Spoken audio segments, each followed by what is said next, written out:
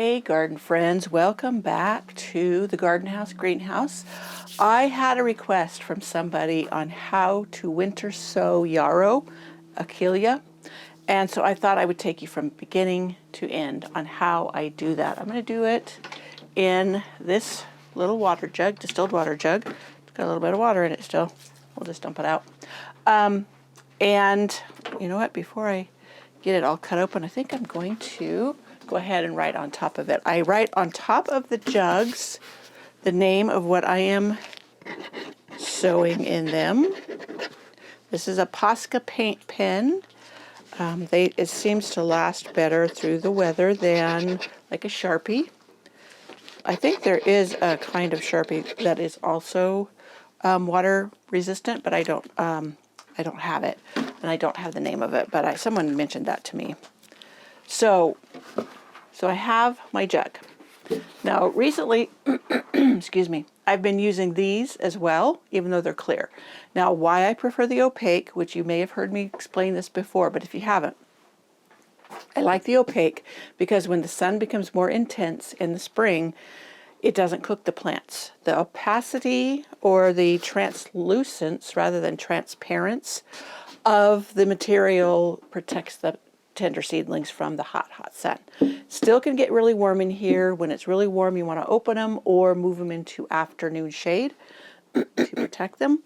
But that's way down the line for me. So, seeding, winter sowing yarrow. This one is called, I may have mentioned it, Colorado Blend. Okay, and I have my tools here. Oh, let me grab my duct tape. This is the real duct tape. This stuff holds like you know what. Okay, I don't need the lid. I just toss the lid or I save it for something else, but I'm just going to toss it.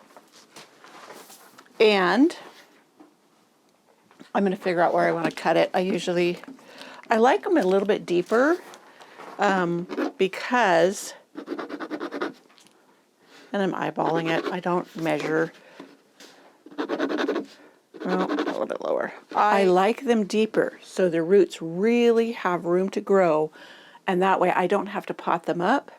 I can just go ahead and put them right in the garden from this container. So what's great about winter sowing is, you really don't need to harden off when it's becoming warm enough to open up the container during the day. That is the hardening off process. So it eliminates one step from the indoor seed starting phase. Okay. So I have an alcohol burner here that I'm going to light, and it burns very cleanly.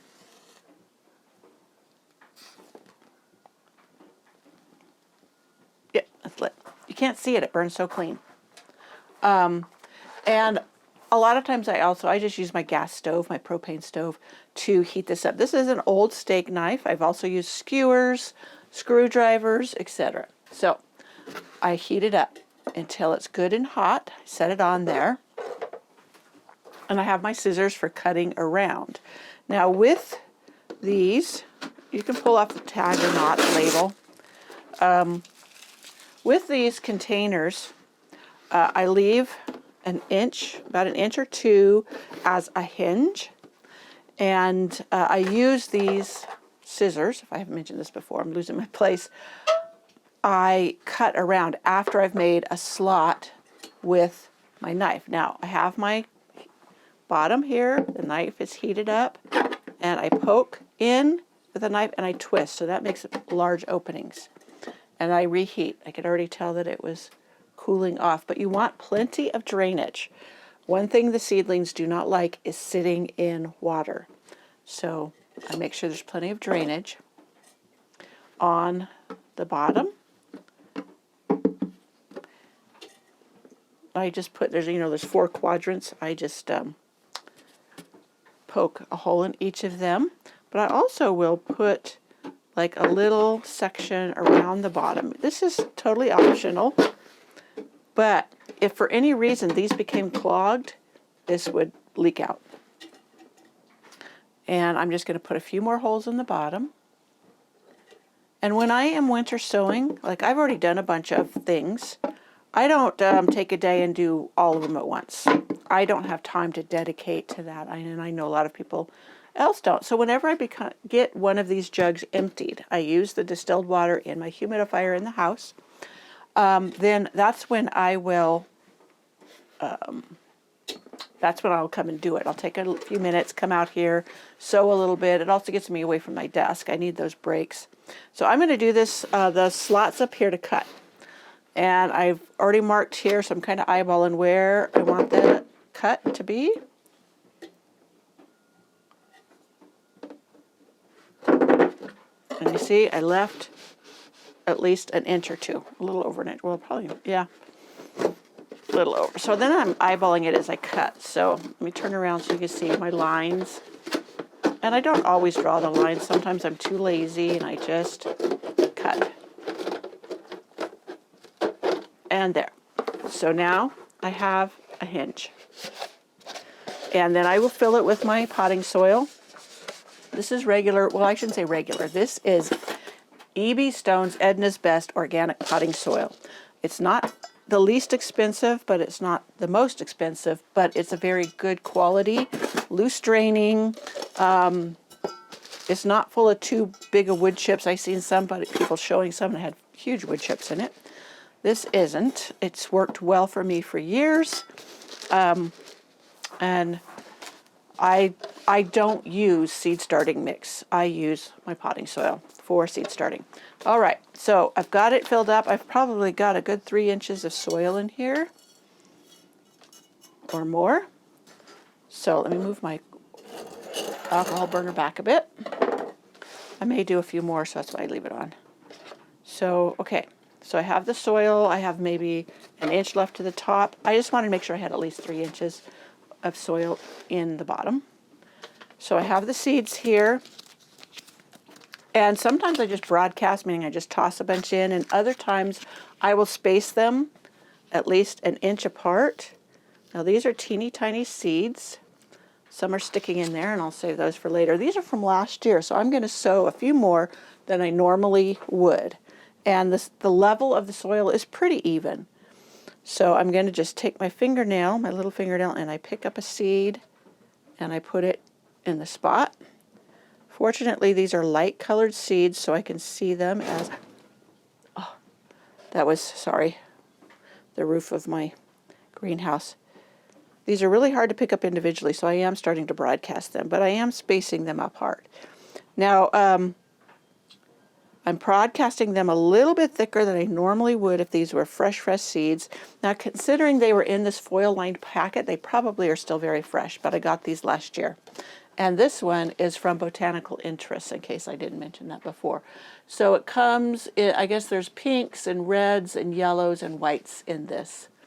And I need to read how deep I need to sow them, because I've got plenty in there. So I'm going to put these back in. I'll do it over here, so if I drop any, it'll go in there and have a chance. So seed depth, press into soil surface. That means it needs light to germinate. So I will do that. I use something that has a flat bottom. This is a little measuring scoop I have. So I'm just going to press the soil firmly. You want good contact with the soil. And where I first read about that was Annie's Annuals way back when I first found out about them. And this was way back when, so many years ago. Anyways, she was talking about how she got started with sowing her annuals, and she noticed when she sowed her flats or her 6-packs that when her cat had walked over one of them and it essentially compressed the seeds to the soil, that she had a much better germination rate. And that taught her that you need to firm the seeds down into the soil. In nature, rain and snow do that. They work it down into the soil. Okay, so I've got them all in there. I've pressed them down. I did not cover them. So what am I going to do now? I'm going to get my duct tape, and I'm going to pull out a piece. And I just eyeball it. Half the time it's not long enough, but I could always add another. And if it's too long, I just wrap it around. all the way again. So I line up the edges of the container. It doesn't have to be perfect, but you see I'm lining them up, and then I wrap the tape around. You notice it didn't go all the way to there? That's fine. Not a big deal. So I just make sure it has good adhesion by rubbing the tape down, and then I will go ahead and mark it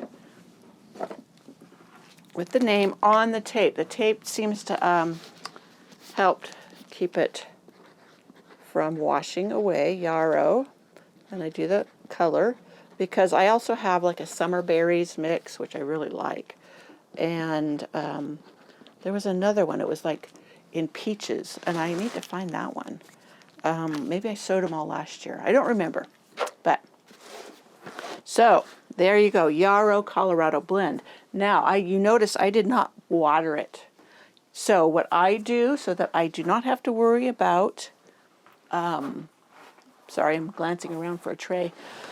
So I don't have to worry about dislodging the leaves, is then my camera just did something weird. I put it in a catch tray. Let me grab one. Thought I had everything over here. So here's a catch tray, and I will put water in it. Tepid water, slightly warm water does best because it absorbs it better. And I will put this in here, and I will let this sit here for an hour or so and let it absorb, and then I will go put it out in the garden. So I went and grabbed some water. So this is how I bottom water it. I will fill it up or put water in it. It doesn't have to necessarily be full, just enough for it to absorb well into the soil. And believe me, it will. It's kind of floaty right now. That means it doesn't have a lot of moisture in it. So after an hour, it will have absorbed plenty, especially if it's more tepid or warmish water. That seems to absorb much faster into the soil.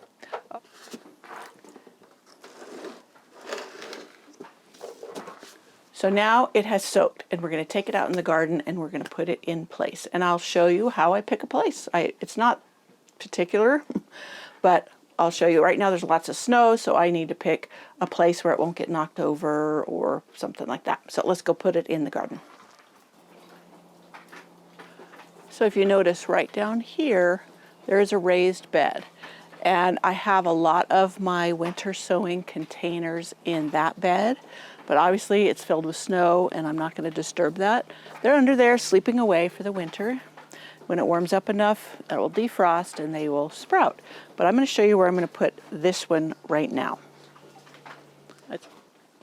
So I've put them right here. Over there is the side of my greenhouse. Right here is under an arbor from last summer. This is where I was doing my everlasting cut garden. It didn't work because this area gets too much shade even in the summer. But I can place my containers here. There's the one we just did. This other one is one I did, let me see, just recently, and that's pixie lupins. Lupins are also a good one to do. And then I have a monarda. I have some containers here, and I can continue to put containers here. And then come spring, and things will be sprouting, I'll be checking on them. Now, how I do that, you notice how these have condensation inside? This one is starting to condensate. That tells you there's plenty of moisture in there. If I see when it's warmer that this is dry, then that's when I will water. I do the same way I water them when they get drier, the same way I watered this one. I place it in a tray. In fact, here's a tray I had used at one time. I don't know if you can see it over there.